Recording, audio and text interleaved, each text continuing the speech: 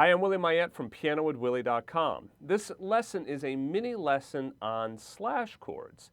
Now, I posted onto Facebook, what this chord is. And as you can see, this chord is C/D, all right? So C/D. Now, that C/D chord means that you play a C chord in the right hand, you play a D in the left hand, okay? That's what we call a slash chord. But when the post that I put on Facebook was, okay, so how would I say this to another musician? And what I said was, I would say C over D. Now, that brings up a good question is that, okay, if I say C over D, isn't C over D means that I have a D over here and a C over here, okay? So a D chord in my left hand and a C chord in my right hand, a C chord over a D chord. And that would typically be written like this, okay? Which would be C with a horizontal line with a D, okay? So now why would I say that this is C over D? And here, this is a C triad. I can make it a major 7, I'll talk about that in a second, but just a plain old C triad with D in the bass. I'm just playing an octave in the bass right now, okay? So why would I say that that is C over D rather than this being C over D? Well, the reason is that it's all about being able to say something quickly on a bandstand, all right? If I say to a musician C over D, okay, chances are they're probably going to think that it is a C chord with a D in the bass. Reason is that these types of polychords in which you have a D chord with a C above it, that's usually left up to the pianist or guitar player to do those things in their voicings. That's usually not something that we talk about necessarily with a bass player or a drummer, okay? Usually with a bass player or a drummer, we're talking about what the bass note is. All right, that's one. But a second thing is, let's say that the bass player thinks, oh, is he talking about a D chord or just a D bass note? Well, there's two notes that the bass player already knows. They know that I'm talking about a C, and they know that I'm talking about a D. Now, whether or not it's a D triad down here, or it's just the note D, they already have two notes. They have the note D and C. So a good bass player is probably going to start with playing those notes first and kind of hear what the quality of the chord is. Remember, quality means is it major, minor, suspended, whatnot. This is a sus4 chord, which I'll get to in a second, okay? So a good bass player is always going to use their ears. All the bass players I work with, I got some fantastic bass players that I work with around here, and I've had the pleasure of working with. They got great monster ears, and they're going to listen to that, and immediately, boom, sus. They're going to hear that sound. So if they start,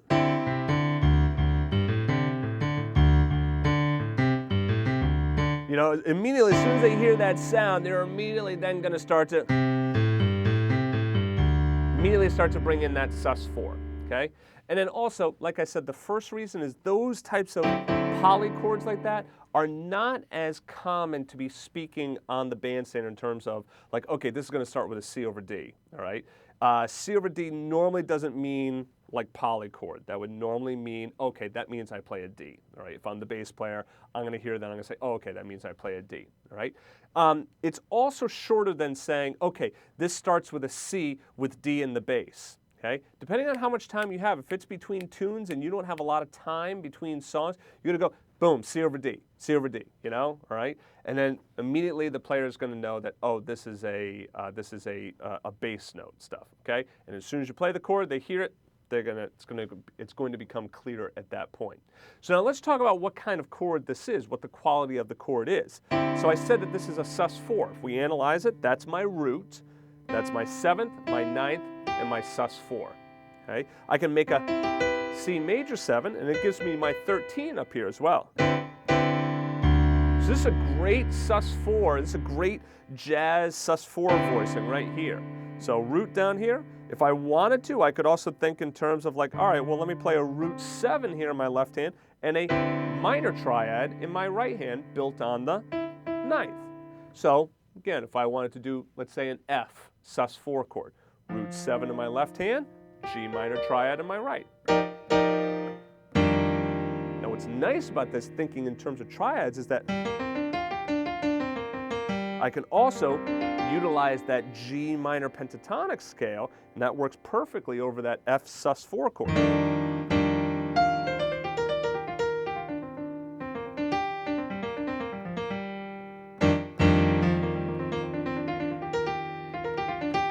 See how that G pentatonic works great over that. And I can use all of those notes of that G pentatonic as part of my sus4 chord as well.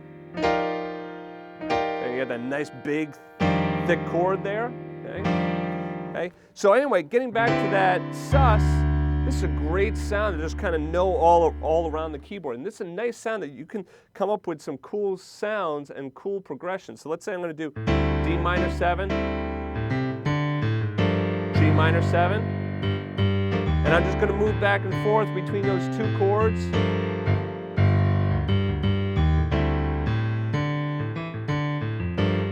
Check this out.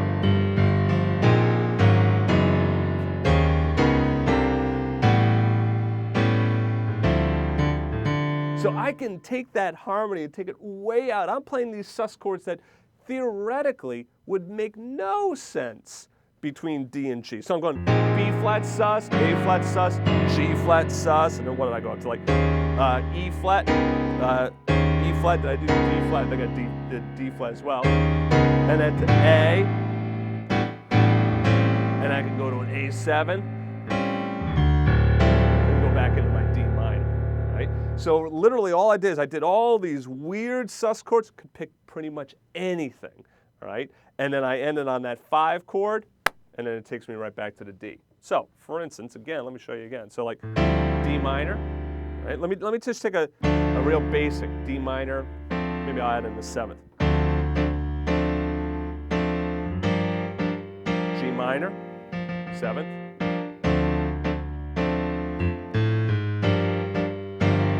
Now I'll go F sharp sus, G flat sus, A, G, F sharp, A flat,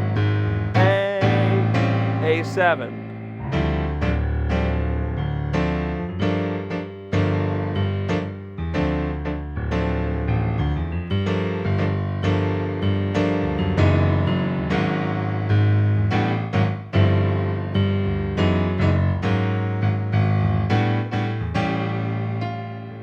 So like F sharp sus to G flat sus, I'm sorry, same thing. F sharp or G flat sus to A flat sus, then going to A to G, it's kind of like, yeah, that doesn't really make much harmonic sense, but it works.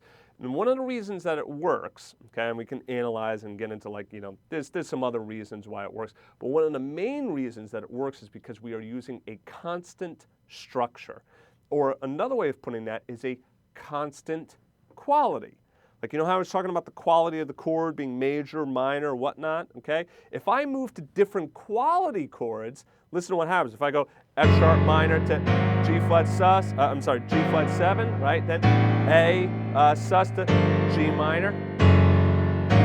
It doesn't sound as good, all right? That constant quality or constant structure, right? So it's sus chord, sus chord, sus chord, sus chord, sus chord, sus chord, sus chord, then I end on the dominant. That constant structure, right, or the same quality of chord, makes it so that the ear is very forgiving as to where you go with it. You could pretty much go anywhere with it. Trust me, I mean, I have. If you talk to the musicians that I work with, it's like I play some crazy stuff sometimes. I don't always know where I'm going to go with this stuff, but the constant structure makes it very interesting because your ear will kind of go into these different directions. And as long as you come back, notice I came back to that 5 chord, that A7 chord, and then I get to my D minor again.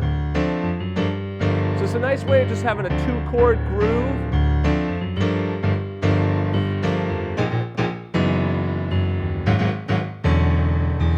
B flat, G flat, A flat,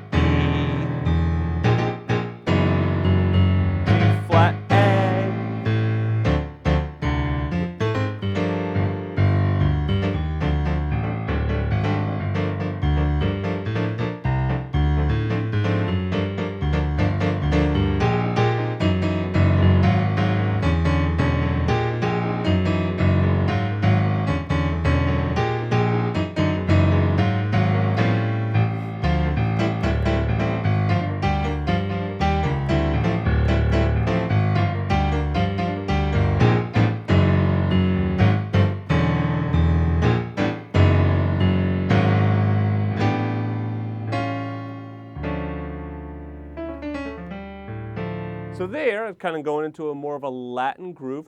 Again, D minor, all right? G minor, B flat sus, G flat sus, A flat sus, E, right? See the chord right there? It's built on the 7th, right? Just playing octaves in the left hand. So now you should see here that this is a major 7 chord in the right hand built on the flatted 7th. So if I have B flat, the flatted 7th is A flat. Make a major 7 chord there. When I have G flat, the flatted 7th is E, right, or F flat, right? Make a major 7th chord there. Okay. Let me do them 2 octaves apart to make it easier to see. And I went to A sus, A altered, 7th, 3rd, sharp 9, flat 13. Okay. Or you can do one of those bad boys with a sharp 9. Okay. So the point is that sus sound is a very cool sound to bring into your playing, and you can create all these different progressions with it. All right. Getting back to our slash chords, remember that when you see that C/D like that, we call that a slash chord. Typically, I would say C over D, okay? Now, you got to remember, though, some musicians might think, oh, are you talking about a polychord there? Most musicians, I would bet, all right, because I'm a betting man, so I would bet that most musicians are going to say, oh, okay, it means I play D in the bass, okay? But you might find some musicians that might question you and say, oh, wait a minute, does that mean D in the bass? It really depends upon the circumstance, right? So if it's like kind of like a quick thing and you just got to get it out there, I would say C over D, okay? C over D, right? Now, if it's sus chords, I wouldn't even bother to say C over D. I'd say D sus, B flat sus, G flat sus, A flat sus, E sus. I might even say they're all susses. B flat, G flat, A flat, E, B flat, G flat, A flat, E, for that particular progression, okay? Especially if we're doing this kind of stuff on the fly, with really good musicians as well, I would just say B flat, G flat, A flat, E. They're going to hear that it's a sus sound, because that's a sound that as a musician you get to know that sound. It's a very characteristic sound. So they're going to know. So if you just give them the root, oh, they automatically know that it's a sus chord, okay? All right, so anyway, the polychord, again, how I think of a polychord, where I think of using polychords mostly is with upper structure triads. A polychord is basically 2 stacked chords. So if I had like a C dominant 7th chord here and I played a D, okay, so that would be D with a horizontal line over C7. That gives me a C7, sharp 11, 13, 9, okay?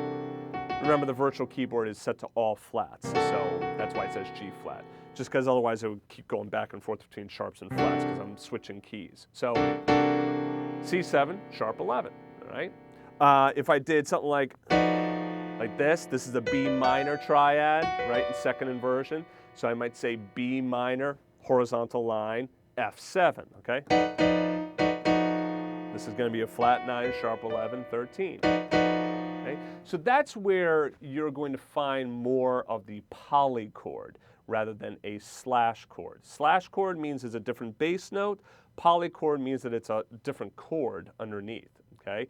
The differences between a polychord and a slash chord is, well, a slash chord has a slash. A polychord has a horizontal line. Polychord means more than one chord, 2 chords. Okay? Whereas a slash chord is an alternate bass note. It's another way we can talk about it and describe it as alternate bass. You see this all of the time.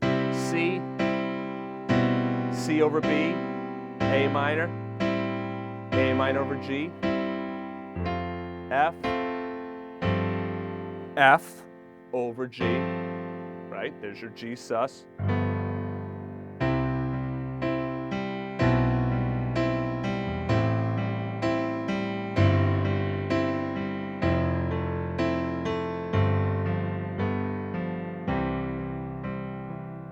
So again, that C over B, A minor 7 over G, F major 7, F over G. I can go to G7, C.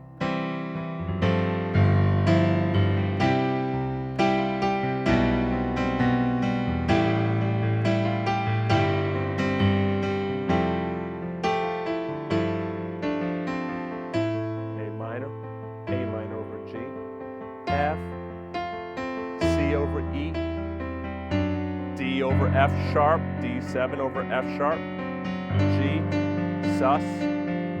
This would be like an F6 over G.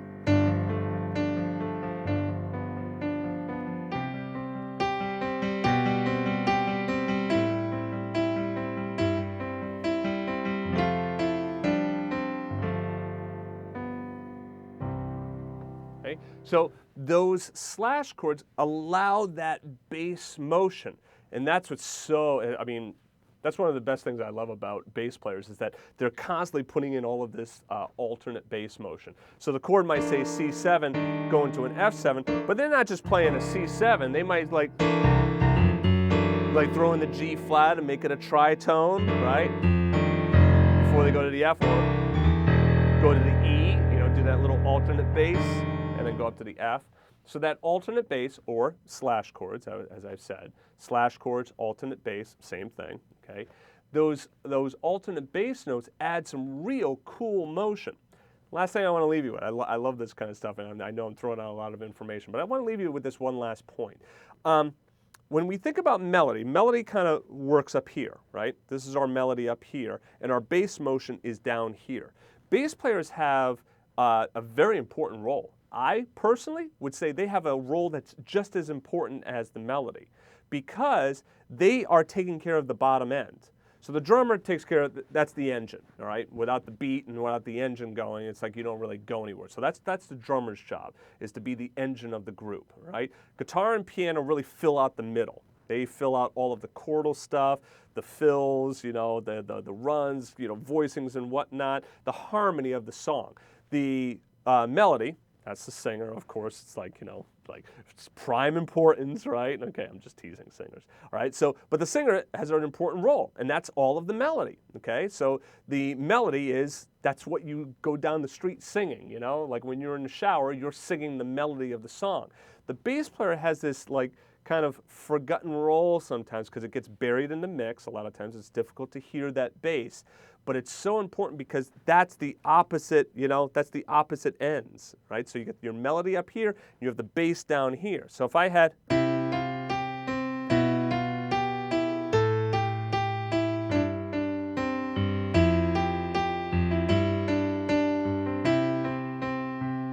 just, you know, if I just went to like a basic C chord, right, to an A minor chord, to an F, G, C. You hear how kind of boring that is, but when I add those alternate bass notes, what a cool sound. I mean, I'll be honest with you, I get goosebumps at some of those sounds as well.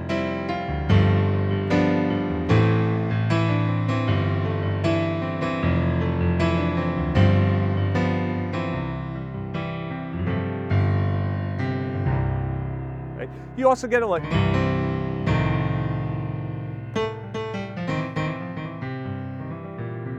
you get it there as well. There's that F over C.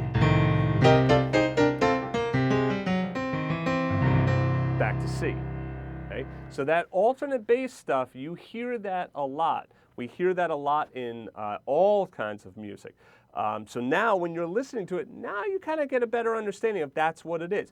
Alternate bass, what's going on is those are really slash chords. Slash chords are those things like C/D, okay? When we're going to say it to another musician, I personally say C over D, okay? Knowing full well that there are polychords, but since polychords are used more in terms of upper structure triads and like contemporary music, like jazz standards, like typical standards, you really don't get much polychord work. Very rare. You will see slash chords 9 times out of 10 versus a polychord maybe 1 time out of 10, okay? And that might be a generous percentage there, okay? Slash chords are very predominant and very much used both in jazz music and also pop music as well, okay? So anyway, that's what was that? 20 minutes worth of slash chords. So I hope it didn't bore you. There's a lot of information in there you can pick apart. And I will see you at Piano with Willie and hope you take a look at the membership. All right? I'll see you in the lessons.